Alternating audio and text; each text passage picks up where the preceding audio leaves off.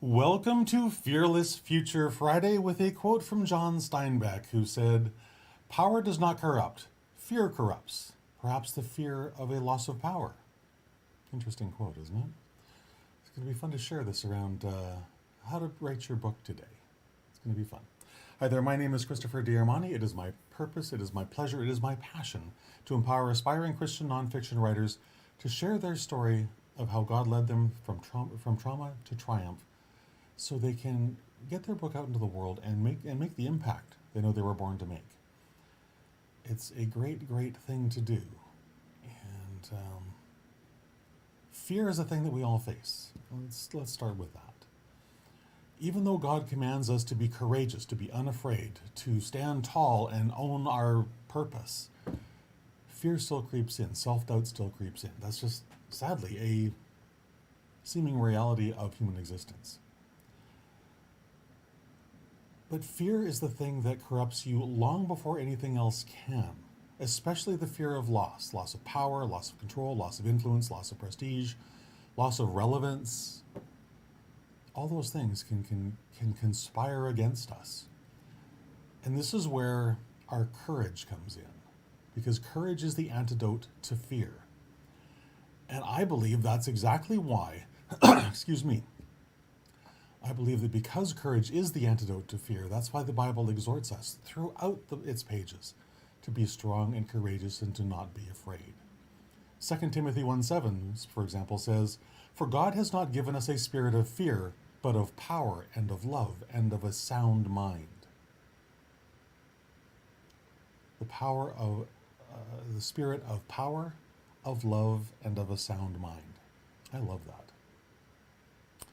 Fear is an unsound mind. Fear is an unloving mind. Fear is a mind filled with self-doubt, filled with negativity, filled with "I can't." And that's crap, because you can. You can. God did not create us to doubt ourselves. He really didn't. He didn't create us to be afraid and unloving and unlovable and all that stuff. God made us to be strong and courageous physically, mentally, emotionally, and spiritually. The pages of the Bible tell us this over and over and over again.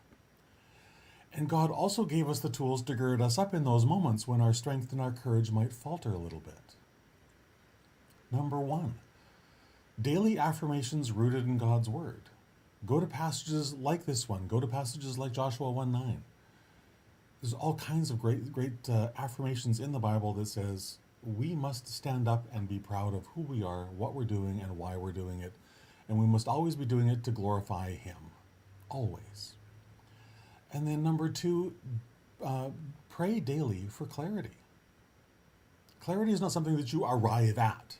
Clarity is something that you keep developing and keep honing in tighter and tighter and tighter over time, so that you can speak clearly, so you can write clearly, so you can write in the language that's going to reach out from the pages of your book into your reader's heart and grab onto it and let them know that, hey, this is for you. Please pay attention.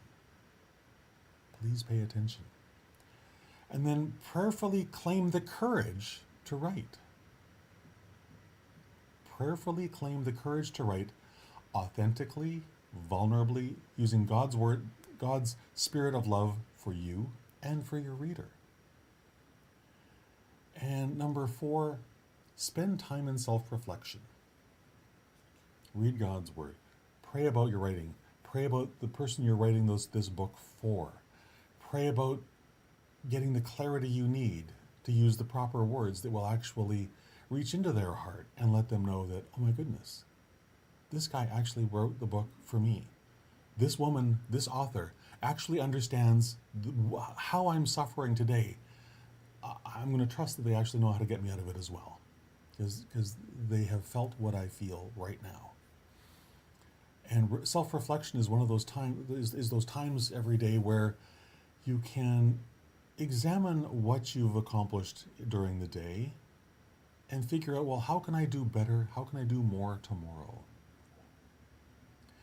And number 5, of course, is to acknowledge your fears whenever they pop up. Acknowledge them.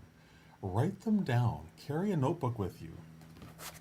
Carry a notebook everywhere you go so that you can write down whatever is popping into your mind about, your writing today. But especially use it to capture those fears that are threatening to overtake your mind. And then courageously take action to dispel those fears. Because they're all lies. They're always lies. Because you are enough. You can do this. You do know enough. You can actually write the book that God put on your heart to write and have it make the impact that you know deep in your heart that it was meant to do. You can do this. Even if it doesn't feel like it in this moment, because you have that infernal editor nattering at you and telling you all those lies. Don't believe them. Don't believe them for a second. Recognize that corrupting influence of fear, that it is designed to derail you from the thing that you're supposed to be doing, to derail you from God's purpose. Don't let it do that. So going back to that notebook idea, write it down. I'm afraid that, or I'm afraid of, write down whatever it is. And then reread those words you just wrote down and ask yourself if it's true. Because every time you write down those fears, whatever the thing is you're afraid of, isn't even real. Well, what if nobody reads my book? Well, if you don't write it, if you don't publish it, guess what? You're right. Nobody will read your book. So since you're already living your worst fear today, what have you got to lose? Absolutely nothing. So go forward and do it. Consciously choose to operate from the psychological place of courage. Align your work with God's power, with God's love, with God's purpose for your life. And be grateful that you have this calling, that you have this ability, and that you have all the skills, all the abilities that you will ever need to do this. Even if you don't truly believe that in your heart right now. Believe that I believe it. Believe that other people have believed the same thing and they've done it. And one of the things, if you're living in that sphere and in that self-doubt, I would love for you to join me at, let me bring that up. Is that, let's try that. There we go. I would love for you to join me at Christian Writer Unstuck on October 19th, because I will share with you the entire process of building your complete, detailed roadmap for writing success, so that you know exactly what to do, when to do it, why you want to do it, who you're doing it for, and how to make all this possible. How to make all this possible. We create systems because they take the fear out of the process. If you know what your next step is, you have no fear. Fear is simply a lack of knowledge, really. Especially when you're writing a book. Fear is simply, I don't know what to do next. Or I'm afraid of what might happen if I do it next. So we'll address the first one first. Not knowing what to do next, that's the whole purpose of an outline. It's the whole purpose of an outline, is to take away all those thoughts of, well, I don't know what to write, or I don't know what to write next. Your writing schedule is the thing that answers the question, well, when will I write? And there's a really simple process to figure out when you should be writing every single day. Really simple process. These are all the tools I'm going to help to share with you.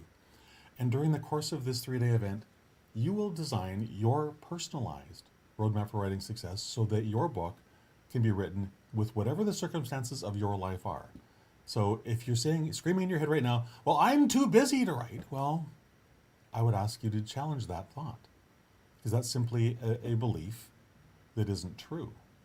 No matter how busy your life is, no matter how many things you have on the go, you can do this. And I can say that because I've worked at jobs where I literally was working 14 to 16 hours a day, and I still made the time to write because it was that important.